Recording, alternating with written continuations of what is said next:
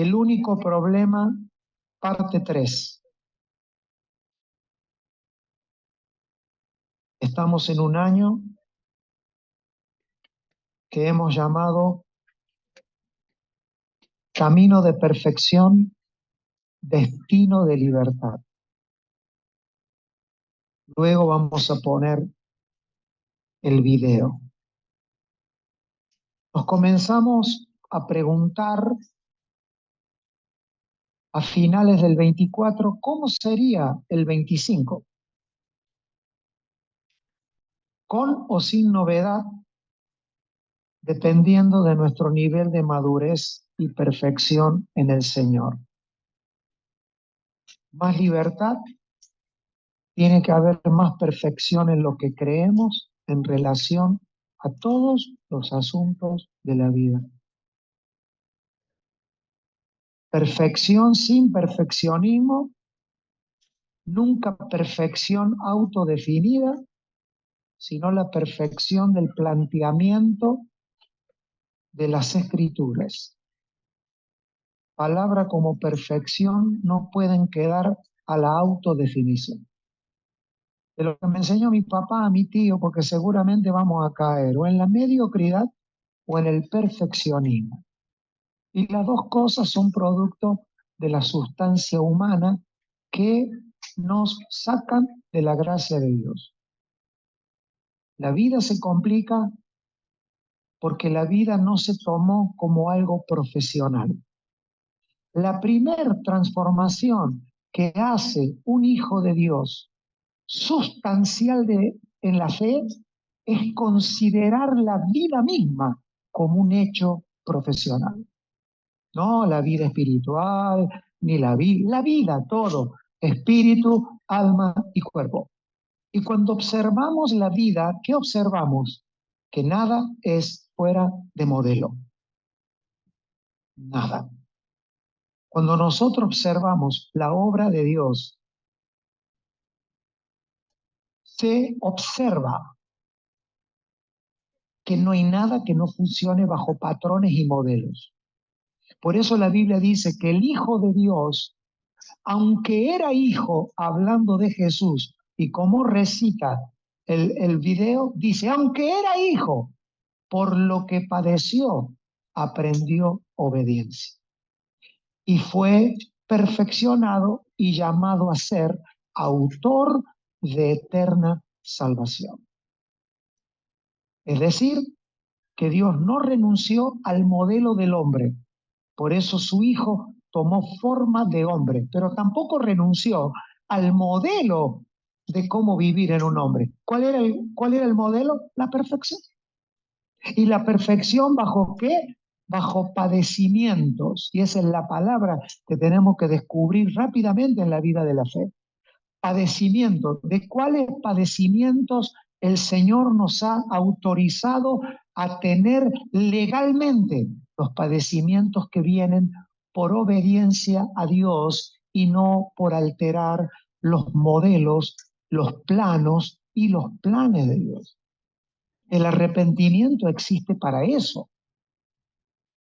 El arrepentimiento existe como un cambio de postura ante el reconocimiento de haber tomado decisiones fuera de los diseños del Señor.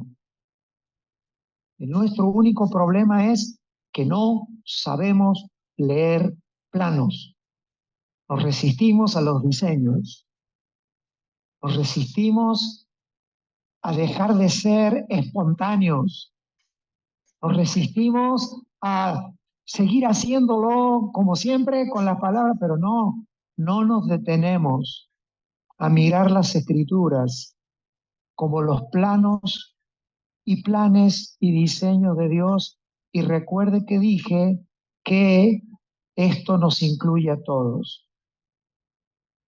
Génesis 1 dice que va a hablar de la tierra y dice el versículo 2, voy a leerles una traducción. La tierra era algo desierto y vacío, y tiniebla cubría la superficie del mar primigenio, mientras la tempestad de Dios vibraba sobre la superficie de las aguas. ¿Cómo me gusta? Mientras que la tempestad de Dios, en nuestra Biblia dice, y el Espíritu se movía sobre las aguas. La original dice, y la tempestad de Dios vibraba. Jesús no reprendió todas las tempestades, solo reprendió una que había originado el diablo. Por eso le habló. ¿Eh? No todos los vientos, ay Señor, que no llueva porque se me va a mojar la ropa. Eso Dios no contesta. Pero hay tempestades y hay cosas que exceden el mundo natural. Entonces, esto que acabamos de leer va a ser el fundamento que los apóstoles van a usar para todas sus doctrinas. ¿Por qué es clave? Porque es clave entenderlo profesionalmente. Usted dice, pero usted se cree profesional. No, digo que tenemos que provocarnos a esto. Que todo lo que hacemos está bien, pero falta más vocación por las escrituras, pero no por saberla ni predicarla, sino para que se revele a nuestras vidas. ¿Cómo estaba la tierra desordenada? Mira, hay muchas teologías que entre el versículo 1 y el versículo 2 se cayó Satanás, desordenó la tierra.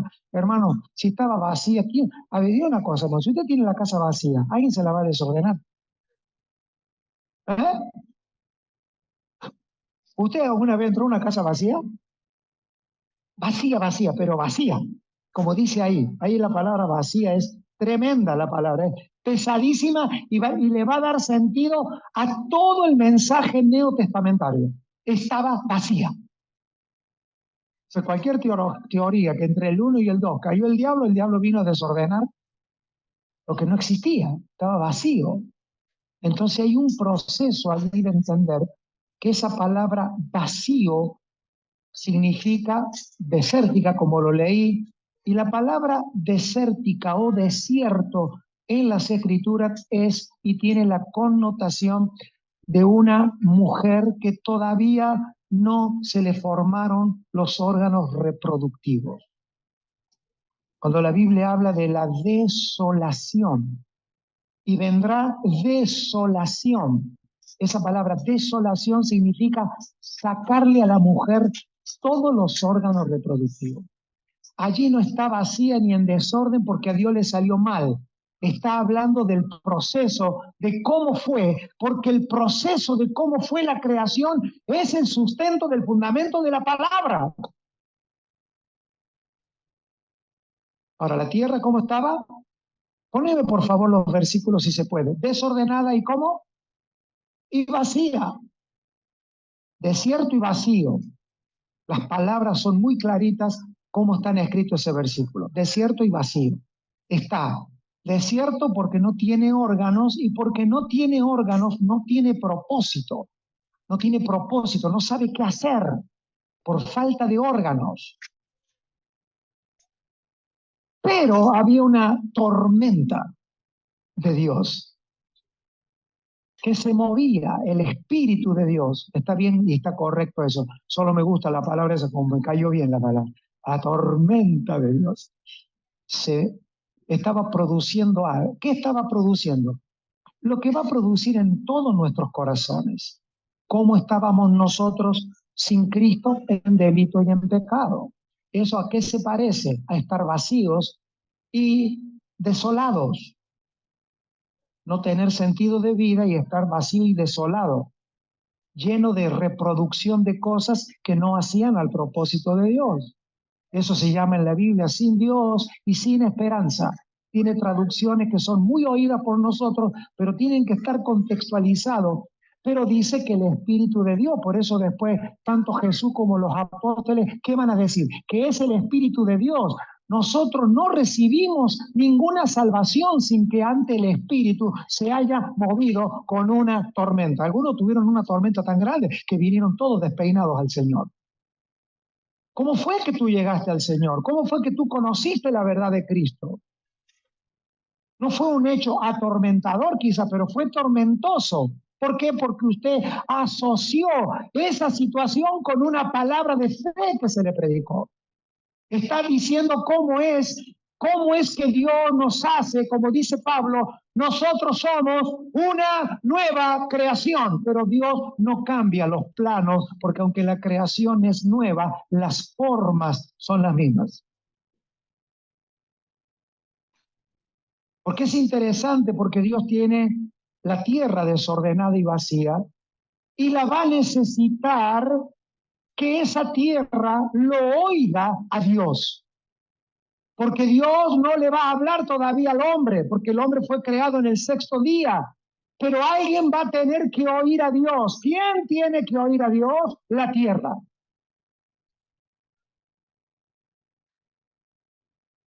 Y tiene que oír a alguien que le obedezca. Porque si algo está desolado y vacío, tiene que venir sobre él un espíritu de vida, pero además del espíritu de vida, tiene que venir alguien que le obedezca. Por eso dice que la luz, Dios dijo, sea la luz. Este es el fundamento de la venida de Cristo.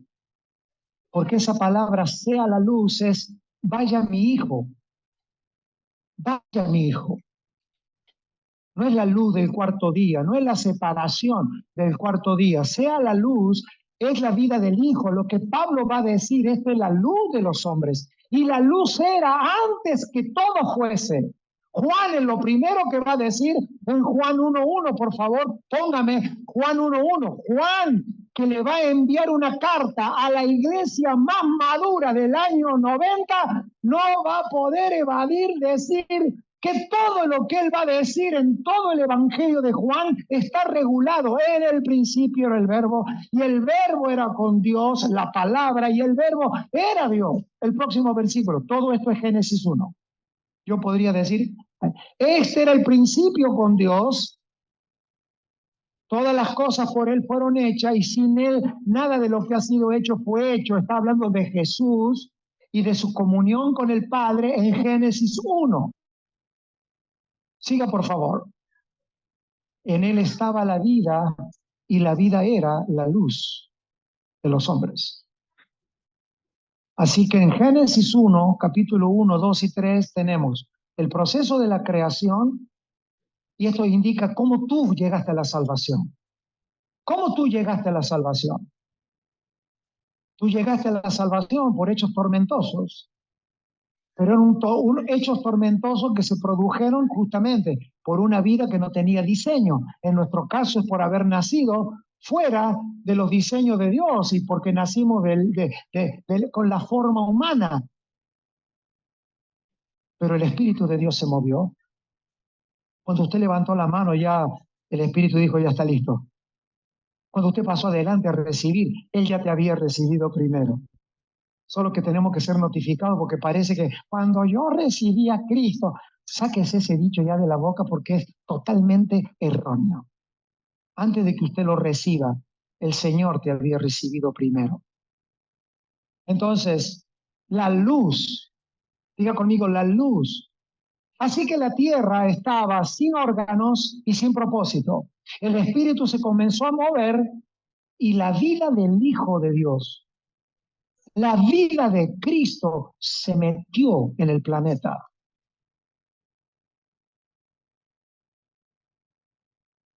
El planeta fue bautizado en la vida de la luz.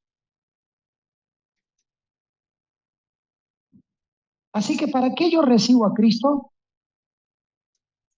¿Para qué viene Cristo a mi corazón?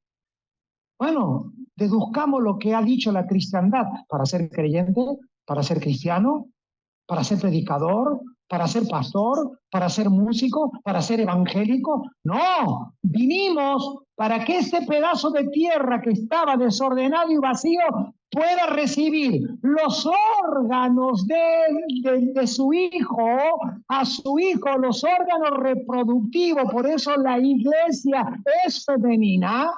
y tiene que ser llena del Espíritu, porque es una forma figurada que cuando la iglesia opera en la llenura del Espíritu, queda lisa para oír a Dios y darle a Dios lo que Dios le pida a través de su Hijo.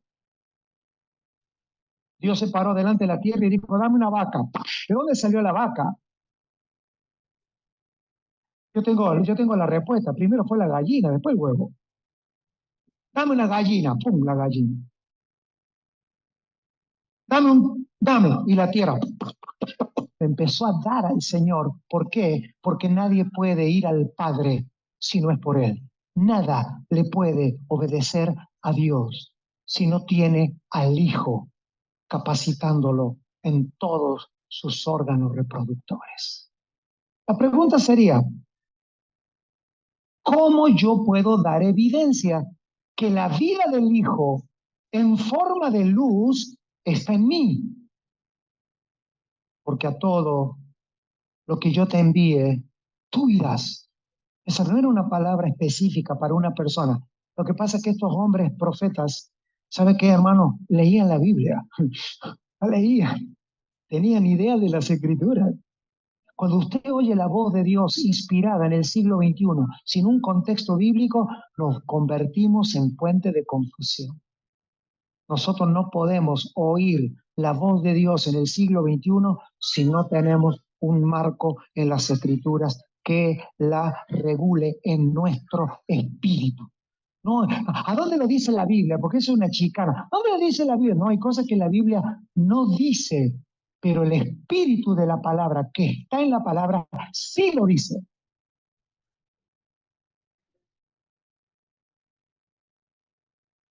Entonces, cuando la Biblia te dice que sé lleno del Espíritu Santo, ¿qué es? Algunas palabras en lenguas, una experiencia pentecostal o carismática, esa puede ser la expresión externa. Ser lleno del Espíritu es asegurarte que si queremos reproducir la vida de Dios, no nos puede faltar ningún órgano. Así que nosotros podríamos a partir de hoy comenzar a orar y decirle, Padre, ¿sabes qué? Ahora sé cómo decírtelo. Porque nosotros no obedecemos a Dios con la cabeza, obedecemos a Dios con nuestros órganos espirituales, que es la vida de Cristo. Soy octavo hijo y sé lo que es. A vos te mandó el Señor. ¿Por qué? Porque papá y mamá no se quisieron y ahí nací yo. Vino la orden, vino la semilla, vino la vida, vino la palabra. ¿Cómo que yo recibí, acepté? No. Por eso cuando adoramos, cuando cantamos, cuando somos fervientes en el espíritu, ponemos el útero en celo. No, que hay que esperando que venga la reunión, no sé qué. No, en celo, a ver si de los 300 millones de espermas, uno fecunda y produce la palabra de Dios. Por eso no hay problema con cuántos mensajes. Acá no importa cuántos mensajes usted oiga y yo predique. Esto se trata si estamos en los días de la concepción.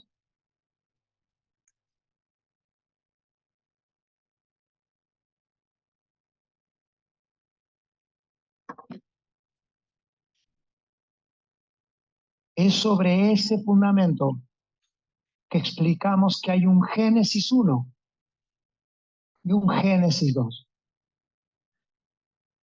Es por eso que Génesis 1 tiene como fundamento una tierra, póngase la mano así en su pecho y hágalo de manera como si fuese un niño recién nacido, desead la leche espiritual no adulterada, póngase la mano como en los principios de la fe. No, yo ya se lo hice antes, yo lo hago junto con ustedes. Esta tierra debe de ser llena de su espíritu. Y no con una experiencia cultica y templaria, con una experiencia del Espíritu, depositándonos a Cristo en forma de órganos a mi vida. Y que no que yo cuando yo, ay, ahora ¿qué hago con la palabra? Relájate, que ya quedaste.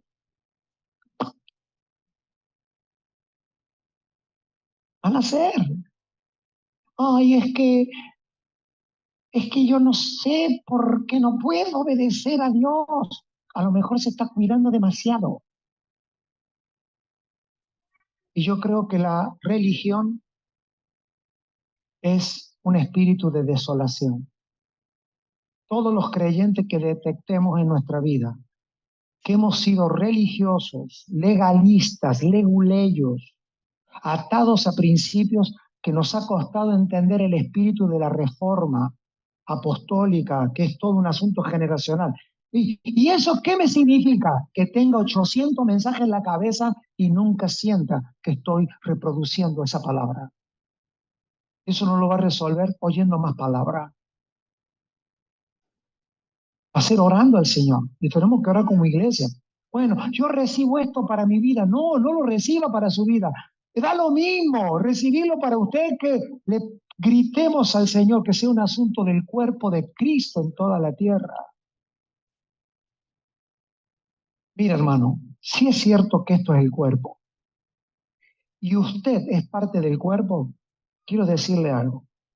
Para hacer un análisis, usted no necesita sacarle 6 litros de sangre a una persona. Una jeringuita y tiene una lectura del estado definido de algo del cuerpo. Diga conmigo, una muestra lee un todo. No sé cuánto, ni sé, no es mi profesión. Pero no es, a ver, vamos a ver cómo está don Juan, te sacan 6 libros. No. Entonces, en la iglesia, si la iglesia es un cuerpo, no es necesario hablar con todos los hermanos de la iglesia. Cuando uno quiere saber las condiciones que una congregación, tu vida, la mía, la familia, solamente usted hable con una persona de cada grupo en la que se divide la iglesia y usted, hablando 1 o 2 veces con un espíritu correcto, es una muestra de sangre que te va a revelar el estado del cuerpo.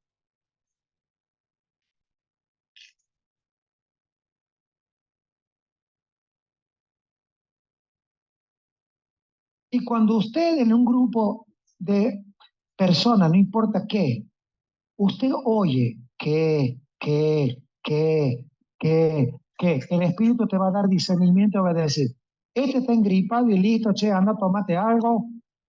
Pero si es una enfermedad que ha dañado a todo, eso hay que tener cuidado, porque entra un espíritu de desolación que va comiendo de a poco el deseo de poder engendrar la voluntad de Dios y cumplirla.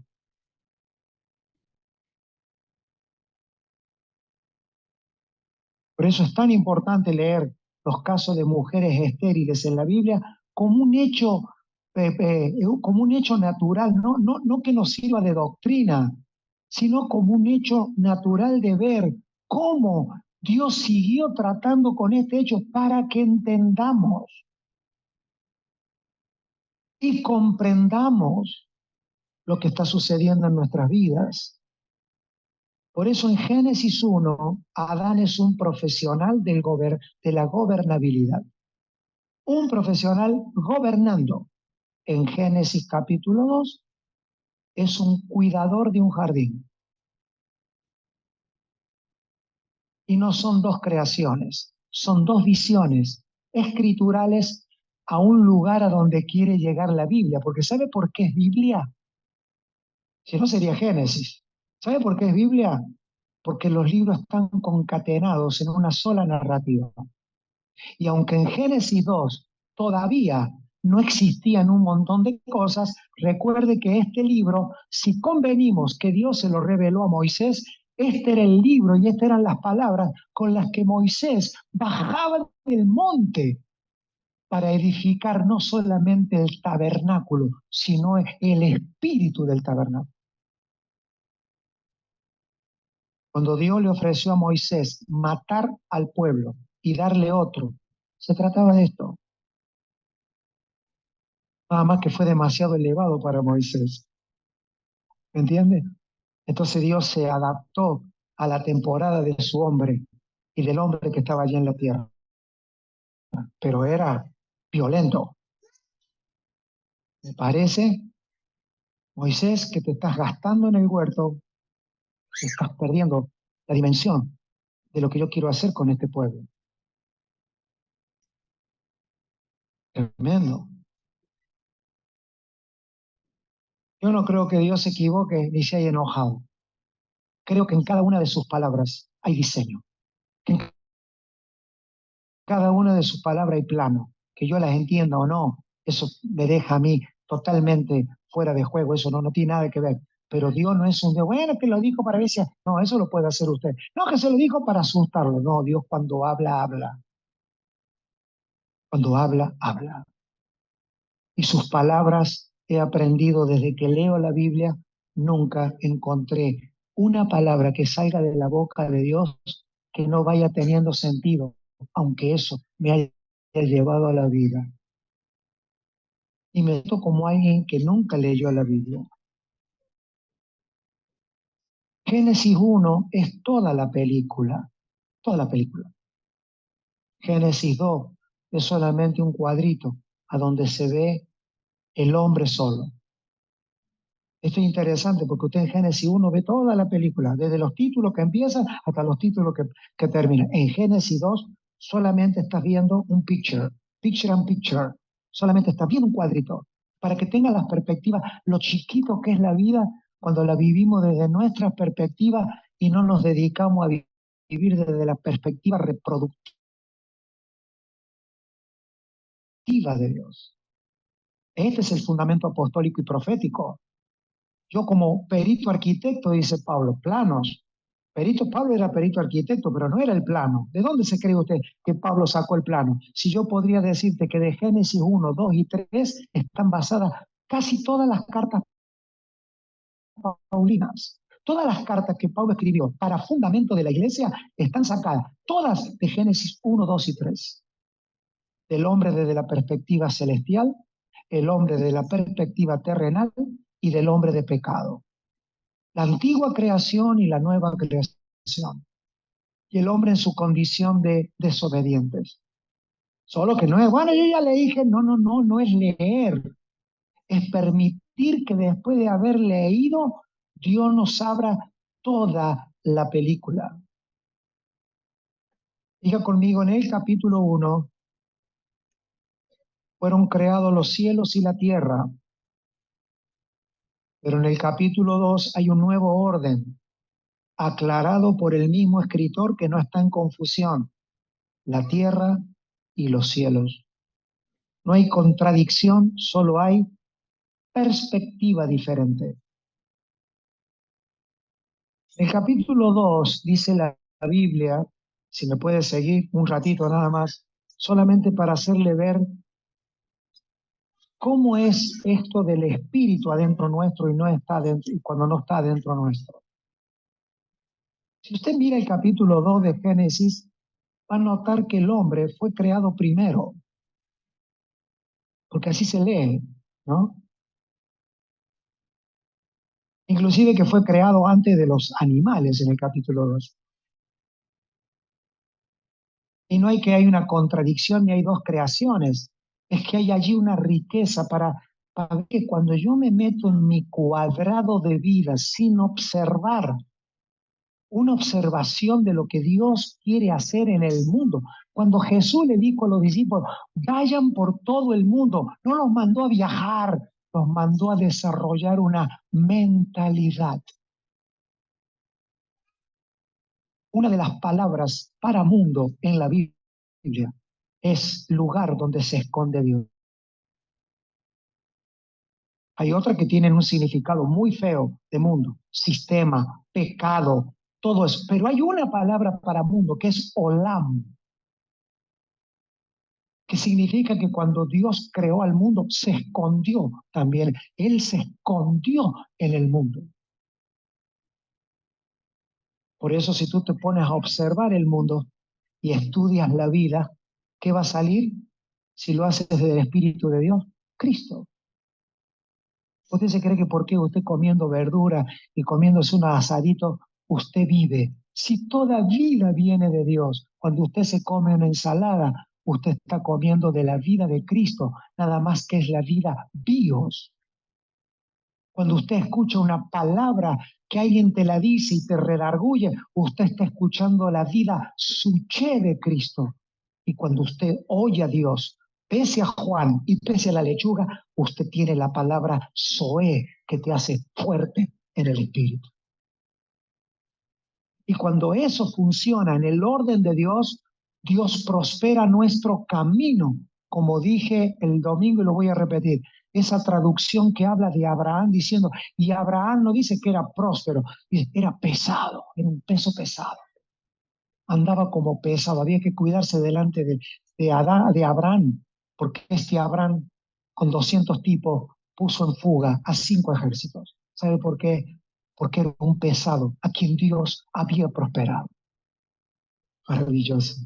Y eso todo está en Génesis.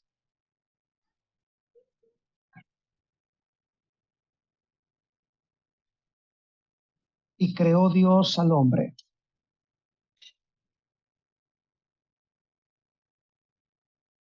Es interesante porque desde la perspectiva de Dios sí se cumple lo que se dice en los casamientos, pero que no es en la vida. Los dos eran una sola carne. En el capítulo 1 no hay Eva. En el capítulo 1 no hay Eva.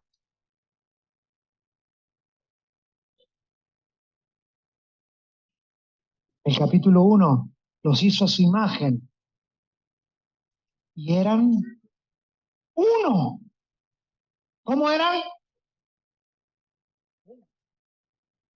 Esto no es para que usted, ay, le hago una pregunta y entonces no es para la pregunta, es para una visión. Para una pregunta, llévesela al cielo, se la va a contestar todo Dios. Esto, diga conmigo, plano. Estamos hablando de diseño, no estamos hablando de cómo satisfacer mis preguntas teológicas. Yo leo el capítulo 1 y me posiciono, como dice Juan de Patmos, desde el espíritu. No hay un varón y una mujer separada en el capítulo 1, eso está en el capítulo 2. El capítulo 1 son los dos uno. Esto es parte del plano, no es teología. Que esto no se responde con teología, se responde con elevación. Estaba yo en el espíritu. Elevación.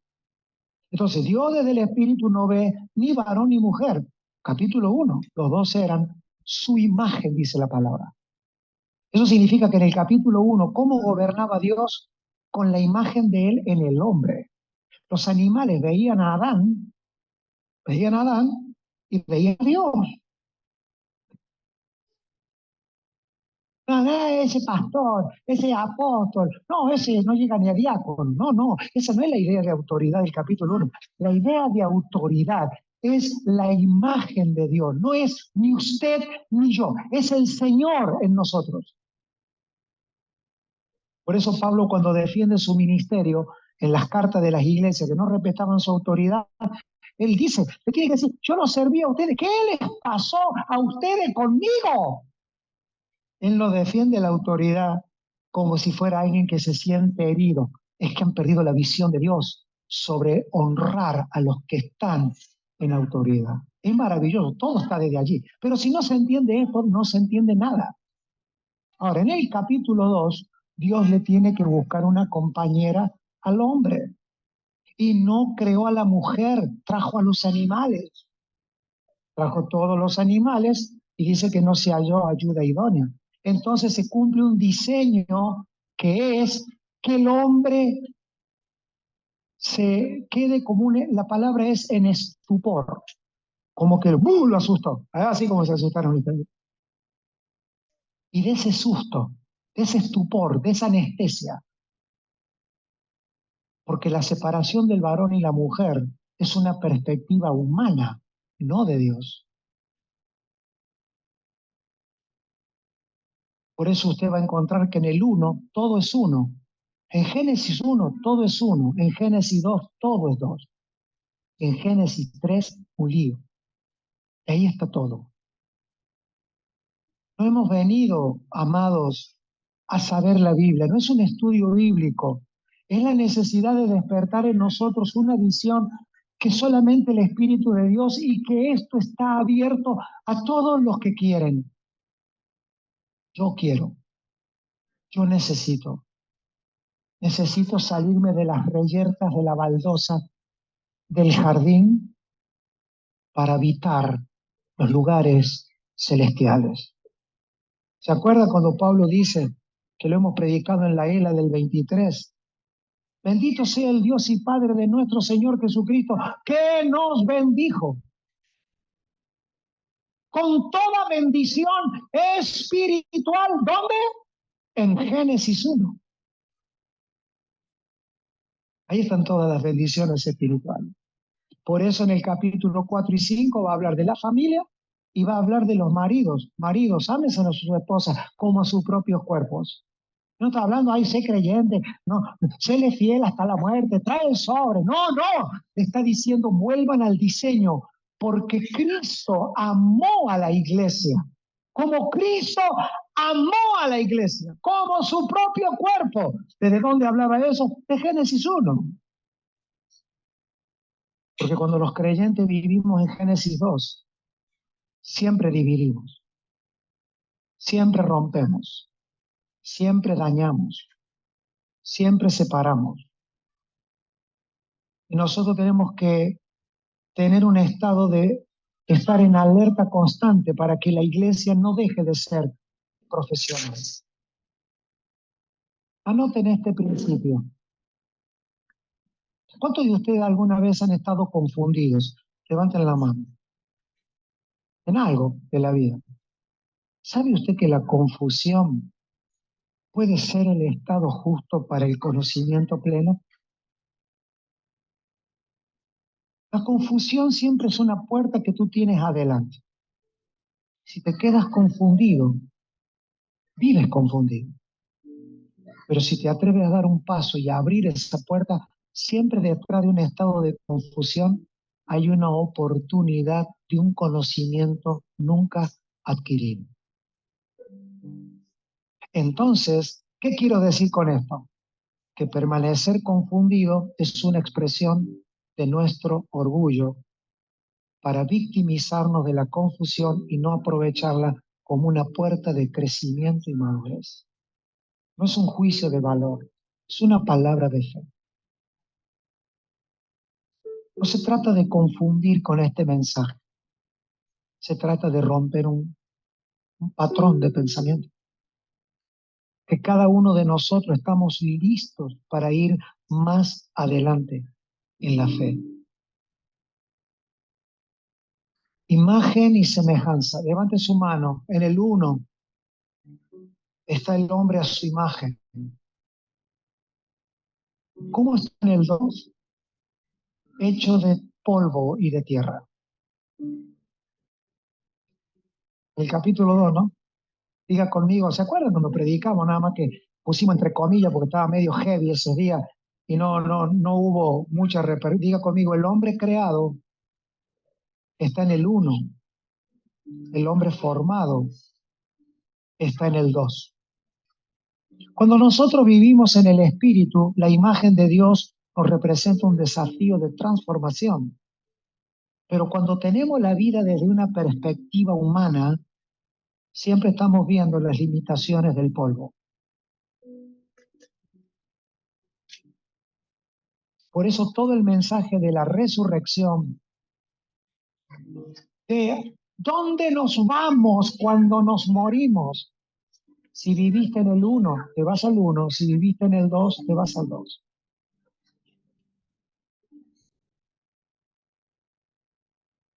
No hay un mensaje teológico de la eternidad.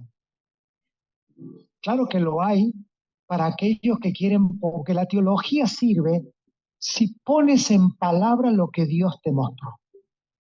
Ahora, si Dios no te mostró nada y yo solamente lo creo, la teología es un instrumento de división de iglesia y de generaciones. ¿Saben a dónde están divididas las iglesias? En la teología. La Biblia no está escrita para teólogos, está escrita para hijos.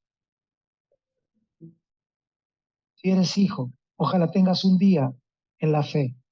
Los cielos se abren con luz para que podamos entender la porción que necesitamos. Es por eso que en el creado no hay varón y mujer.